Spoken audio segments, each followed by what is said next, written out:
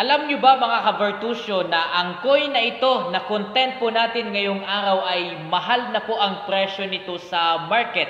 At kahit tignan nyo pa online kung magkano po ang presyo nito para sabihin po ninyong hindi ito scam, ito po ay legit, kahit tignan nyo pa, mahal na po ang bentahan ng coin na ito. Kung ano po ang coin na ito, ito siya oh. Ito siya oh. Tignan po natin dito sa Vertusio.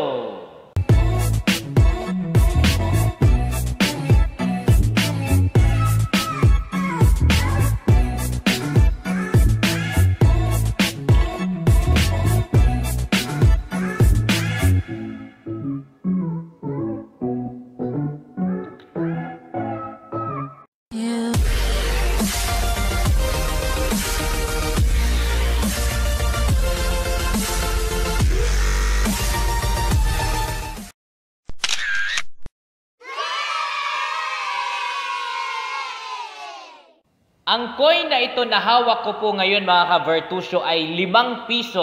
Ito po ang pinakaunang coin na ginawa na 5 piso. After po ito doon sa 5 piso na papel. Kung naalala nyo pa yung color green na papel na pera po natin. Ito yung pinakaunang coin sa 5 piso na ginawa po. So ang meron po dito ay 1993. Kung naalala nyo po ito, mga batang 90s. Ito ay si Emilio Aguinaldo na naka-side view din po siya. Tapos meron pong isang bulaklak po dito na featured. Tignan po natin ito closely later on. Itong 5 piso na ito mga ka-Vertusio, kung titignan nyo po online, ang presyo po nito ay 1.5 na po. At hindi po tataas sa 5,000. So ang benta po nito or subastahan po ng coin na ito, legit po ito ha, hindi po ito scam. Kahit tignan nyo pa online, kahit tignan nyo pa sa mga numista. Ang presyo po nito ay 1,500 up to 5,000. Yun na po ang bentahan or subastahan ng coin na ito. Hindi po ito scam. Again, 1,500 to 5,000 ang bentahan ng coin na ito. Ngayon, tignan natin closely ang quality ng coin na ito or yung feature na meron po ang coin na ito. Nung dumating po kasi ito sa akin, sobrang na po nito, puno ng impurities. Talagang pangit na siya tignan. At nilinis ko po siya. So tignan natin ngayon siya closely kasi mukha na po siyang bago ngayon. Na-restored na po natin siya. So tignan natin closely ang coin na ito. 5 piso na lumang coin. So tignan po natin closely ang feature po ng coin na ito na 5 piso. Sabi ko nga po sa inyo, na-restore ko na po ito. Ang ginamit ko pong panglinis po dito ay metal polish. Kasi nung dumating po ito sa akin, covered po ito ng impurities. Ngayon po, maganda na siya tignan. At wag lang po nating tanggalin na lang sa sealed kasi baka malagyan po ng panibagong impurities galing sa pawis or dumi na meron ang kamay ko. Kaya okay lang po yan na nakaganyan po siya. Okay po? So sa coin na ito, as you can see, back to normal po siya. Kumikinang na ulit. Kumikinang na po ulit ang coin nito. Para na siyang bago. Para siyang bagong release. Pero ang coin na ito, makaka-relate lang po nito ay mga batang 90s kasi ang tagal na po nito. At ang bungad po na makikita natin kaagad dito ay itong dahon. Ang scientific name ng dahon na ito na pinakita po dito sa coin ay Pterocarpus indicus. Or sa common word, ito ay Nara. Yan, Nara po itong na to. Ito may bulaklak at saka may dahon or sanga. So ito ay Nara. Ang Nara po ay tinaguriang pambansang kahoy ng Pilipinas. So Pterocarpus indicus, yan po yung featured na halaman po dito or tree. Tapos makikita po natin ang 5 piso. Yan. So ang face value ng coin na ito ay 5 pesos. Sabi ko nga po kanina, ito yung coin na pinakaunang ginawa, 5 peso coin na pinakaunang ginawa kapalit doon sa 5 piso na papel. Kung natatandaan nyo pa yon, mga batang 90s. Or sa mga bago kong makapanood nito, kung naalala nyo po yung mga pera na yon. Sa likod naman makikita po natin ang mga lagdang Republika ng Pilipinas. Republika ng Pilipinas. At ang bayani po na somehow, bayani na rin, i-recognize na po natin siya as bayani kasi syempre, siya ang pinakaunang presidente ng Pilipinas, si Emilio Aguinaldo. Tapos, ang series ng coin na ito ay 1993. Yan. 1993, ilang taon ba ako neto? 2 years old. 2 years old po ako noong 1993. Tapos ngayon ay 2023 na. So, alam nyo na. Compute nyo na lang kung ilang taon na ako. Yan. So, yun po ang feature sa coin na ito. Restored po ang coin na ito, mga ka-Bertusio, kasi nung dumating po ito sa akin, and shout out pala sa sponsor ng ating coin na ito, si Xavier po ulit. Yan. Hindi po nagpabayad si Xavier sa coin na ito.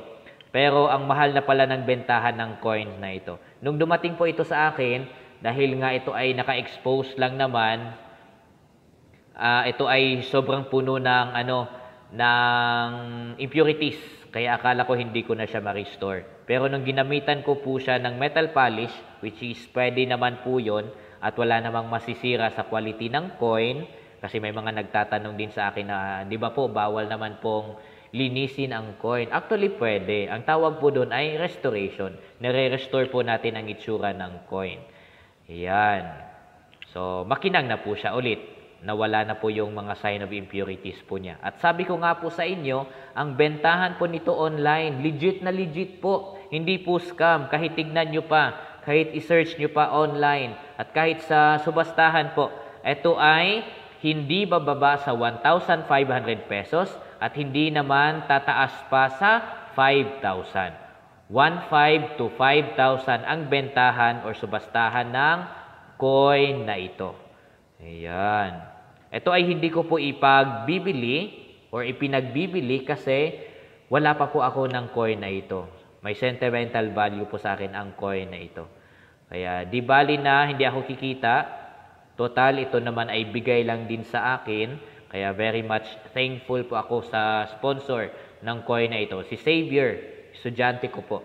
Yan, siya po ang nagbigay ng coin na ito.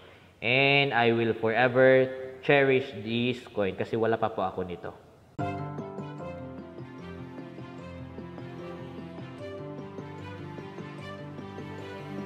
Ngayon, mga ka-Bertusio, meron pong mga nagtatanong po sa akin kung saan daw pwedeng ibenta yung mga lumang coins.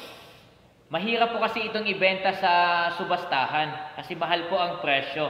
Katulad noong 1972, 1974, yung 1962, yung 1976. Mahirap po yun kasi mahal po ang bentahan nun. I would advise sa mga meron pong coins na katulad po nito o yung mga sinabi ko po kanina, na dalhin nyo po sa subastahan. May mga nagtatanong po sa akin kung saan ang subastahan. Meron po sa Quiapo. Meron po sa Quiapo, sa may sa may likod mismo ng simbahan. Meron pong subastahan na nangyayari po dyan about mga old coins. Meron din sa Novaliches. Meron sa Pasig. Yan. Madalas yung grupo ko po, pumupunta sila ng Pasig, dinadala po nila yung mga lumang coins or kung may mga coins po silang hinahanap. Meron din po sa Quezon Ave, malapit po sa likod po ng kung hindi ako nagkakamali, sa likod ng Pegasus. Siyempre, kilala po natin yung Pegasus na yan. Okay? Meron din po saan pa nga ba ito? Paranaque. Meron din po sa Paranaque. Nag-a-announce naman po, meron pong page sa FB about subastahan. Doon po nag-a-announce kung saan po gaganapin yung mga subastahan ng mga old coins. Kung meron po kayong ganito, pwede niyo pong bisitahin yung page na yon sa FB para makakuha po kayo in information kung saan po ang subastahan. I would advise kasi na ibenta niyo po doon or isalin niyo po sa subastahan para magkaroon ng tamang presyo, tamang hustisya yung coin na meron po kayo. Kasi itong mga coin na ganito, syempre itong coin na ito ay medyo mababa lang, 1.5 to 5,000. Pero yung ibang mga coins pa na lumang-luma at yung iba pa nga ay na-feature sa KMJS na nasa milyones na ang halaga, hindi pa po namin kaya yun sa grupo po namin. Kaya I would advise na dalhin nyo po sa subastahan. At syempre, babalik po tayo dito sa 5 pesos na ito.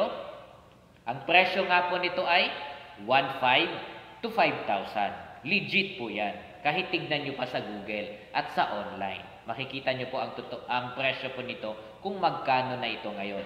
Ito ay 5 piso na coin. Ito yung pinakaunang 5 piso na coin na ginawa kapalit po doon sa papel na piso. Okay?